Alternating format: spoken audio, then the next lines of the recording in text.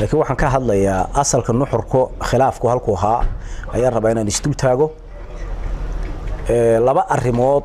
ayaa iscaasilaadii soo dadajiyay waata koobaad shalayba sidaa sheegay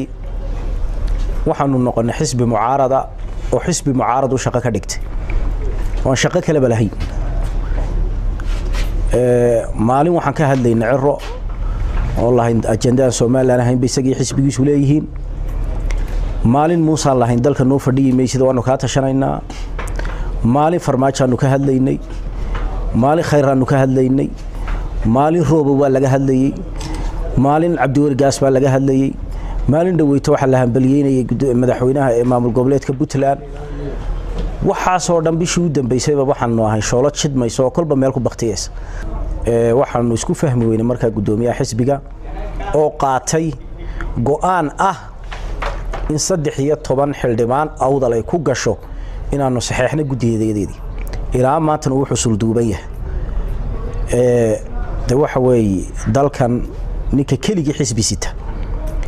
ninka cod ka gobolka awdal ka helay 500 oo cod maanta haddana raba xisbigiisa inuu kolba maalin qof yiraahdo waxa weey iga tag haddana raba cadaalad xisbigiisa intuu ka sameyn waayay gobolka awdal iyo gobolka soo raba inuu u taliyo gobolka 500 cod ka heshay sideed u jaangoyn kartaa masiirkiisa ummadda dhan ee ku dhaqan ee Soomaaliland waxa weey kamid ka ah sideed u jaangoyn kartaa aqligaagu ku siiyay inaad tiraahdo waan jaangoynaynaa laba kulano saddexda xisbi yeeshaan baa kaliya taa ku filan oo dhag iyo dhag lagaga siinaya sawirka noocaasi Faysal oo soo afjarmay Faysal oo hadii aad leedahay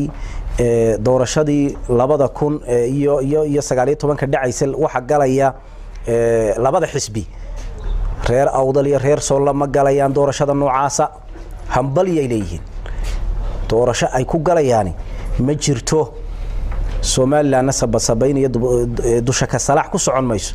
cadaalad baynu wax ku qaybsanaynaa cadaalad baa wax lagu qaybsanayaa haday qaadanayso golaha guurtida waxa saaka halkan uga jeedinayaa 10 sano soo socda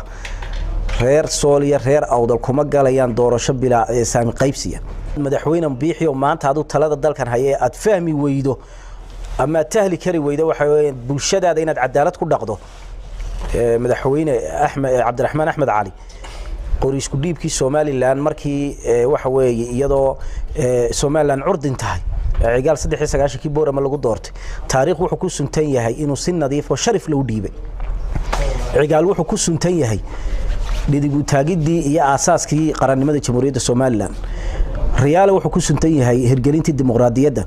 maanta waa inaad ku suntanaataa ninkii dhameystiray inay Soomaaliland cimrigeegu sii raago oo ummadeedu cadaalad wax ku qaybsato madaxweynihii dhameyn lahaa waa adige hadda taa iska indhatirta madaxweyne 4 sano ku haray waxay ku dhamaan doonaan moran iyo taariikh xumo